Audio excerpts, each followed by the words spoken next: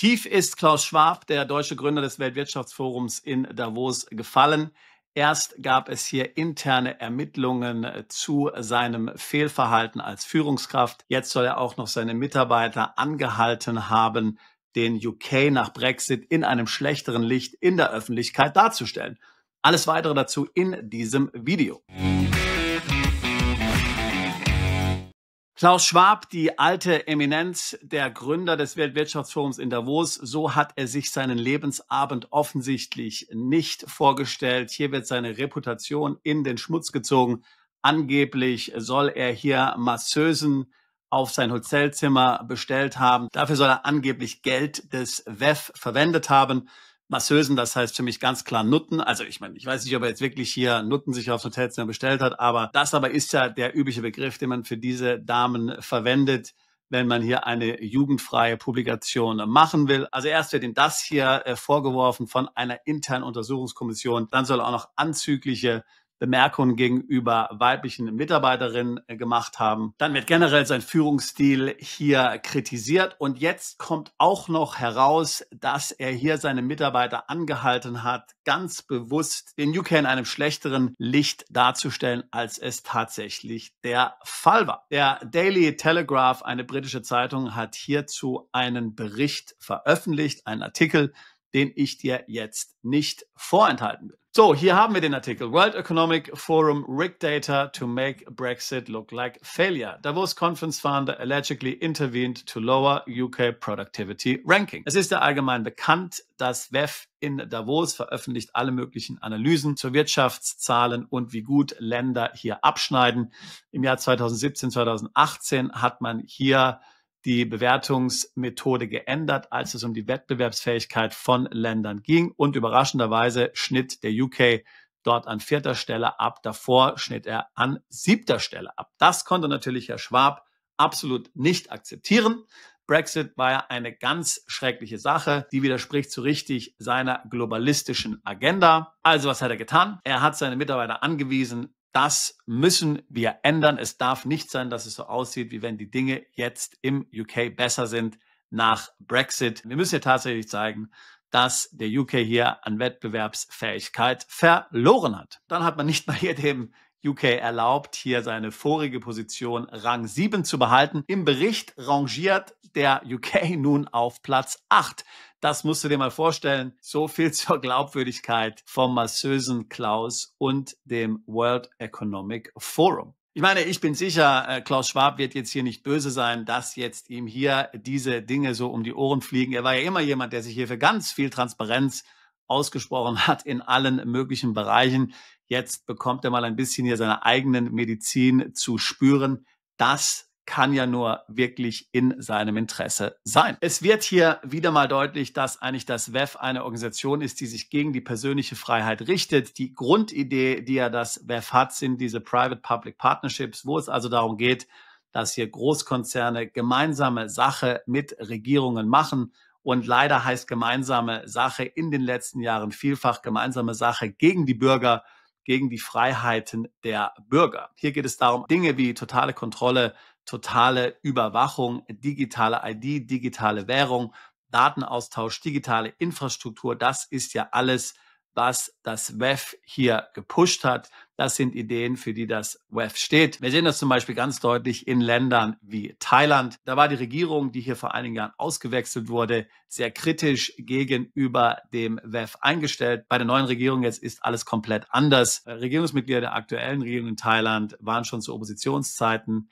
Teilnehmer des WEFs in Davos. Und man sieht ja in den letzten Jahren, was dort in Thailand passiert ist. Der automatische Informationsaustausch nach OECD CRS wurde dort eingeführt. Es wurde eine Quasi-CDBC eingeführt. Konten von Millionen Ausländern wurden geschlossen aufgrund angeblich fehlender KYC-Compliance. Das sind so die typischen Ideen, für die das WEF steht. Der ehemalige Premierminister, aber wie gesagt, das ist jetzt nur ein konkretes Beispiel hier für die Ideen des WEF und welche Konsequenzen sie für viele Länder haben. Ich denke, es würde vielen Ländern gut tun, wenn sie Distanz hier zum WEF nehmen und hier die globalistische Agenda noch einmal überdenken. Ich bin nun definitiv jemand, der sich hier für globalen Handel einsetzt, aber wirklich globaler Handel, der hier zu einer persönlichen Freiheit führt und nicht nur zu mehr Geld in den Kassen von Großkonzernen. Wirklicher Kapitalismus ist ja nicht ein Kapitalismus hier der großen Konzerne. Auf Englisch sagt man dazu Corporatism. Ja? Wirklicher Kapitalismus ist tatsächlich wirtschaftliche Freiheit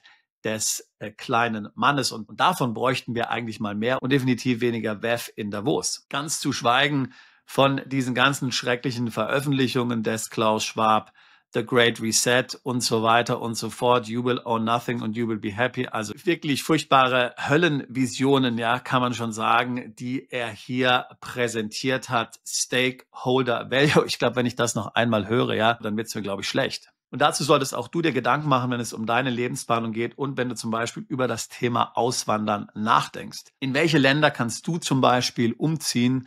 Kannst du auswandern, wo die persönliche Freiheit des Einzelnen respektiert wird, wo der Staat sich zurückhält, wo es auf die persönliche Verantwortung und auf die persönliche Freiheit ankommt, wo du viel Spielraum hast und wo dir nicht diktiert wird, wie du dich zu verhalten hast und wie du dein Unternehmen zu führen hast. Vielfach sind das kleine Länder und oftmals vielleicht auch nicht die am besten entwickelten Länder. Wir haben sie ja hier schon vielfach vorgestellt. Also zum Beispiel Singapur, zum Beispiel die Schweiz, zum Beispiel Irland, zum Beispiel Taiwan. Das sind interessanterweise alles kleine Länder. Und da siehst du im Grunde schon so ein bisschen ein Muster. Kleine Länder müssen kreativ sein. Sie können hier nicht allein Macht ausüben durch ihre schiere Masse, sondern sie müssen sich hier durchsetzen gegenüber viele Konkurrenten. Sie müssen intelligente Menschen anziehen. Und vielleicht können das auch Länder sein, in die du auswandern und in denen du dich entfalten kannst. Ich habe jetzt einfach mal diese 4 Länder genannt. Es gibt sicherlich auch noch viele andere. Wir behandeln sie ja hier auf unserem Kanal regelmäßig. Wichtig ist natürlich dabei, dass du die richtigen Informationen zur Verfügung hast, dass du nicht auf Berichte hier wie die vom WEF vertraust, die ich gerade zitiert habe, denn dann bekommt man ja ganz schnell einen falschen Eindruck. Muss ich ohnehin sagen, gerade was den UK betrifft, muss man schon sagen, dass es auch ziemlich viele negative Nachrichten gibt, zu viele negative Nachrichten. Das kann ich ganz sicherlich aus erster Hand hier sagen und ganz klar bestätigen. Hier muss man nicht nur die Veröffentlichung des WEF anschauen, hier reicht schon mal, wenn man Spiegel Online liest.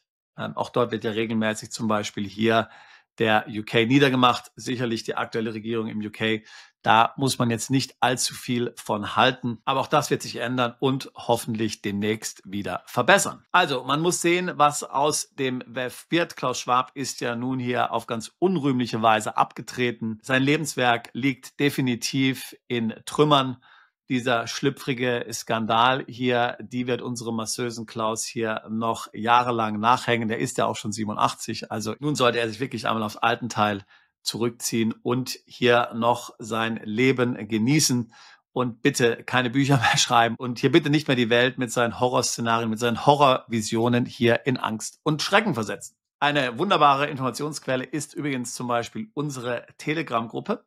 Mitglieder unseres New Horizons Club, da wird jeder Mitglied, der an einem unserer Events zum Beispiel teilnimmt. Du kannst auch für 999 Pfund dort übrigens ohne Teilnahme an einem Event Mitglied werden, tauschen sich hier täglich aus. Auch ich bin in dieser Gruppe drin. Das ist immer ein sehr lebhafter Chat, muss man sagen, zu allen möglichen Themen. Jemand postet dann YouTube-Videos, dann kommentieren einige. Gestern zum Beispiel hat jemand danach gefragt, ich möchte gerne auch Mauritius umziehen, hat irgendjemand Erfahrung damit? Und dann hat ja eines der Mitglieder, der sich gerade mit dem Thema befasst hat, der auch nach Mauritius auswandern will, hier eine hervorragende Abhandlung zu dem Thema hier in den Chat, in die Gruppe gestiegen. Ich muss sagen, ich war sehr beeindruckt über das Detailwissen darin. Also das sind hervorragende Informationsquellen hier von deinen Landsleuten aus erster Hand, ja, die selbst hier sich mit dem Thema befassen. Die Mitglieder sind alle sehr kompetent, Leistungsträger, sehr intelligente Menschen und da hat man den direkten Draht zur Information, ohne über solche Gatekeepers wie das WEF gehen zu müssen.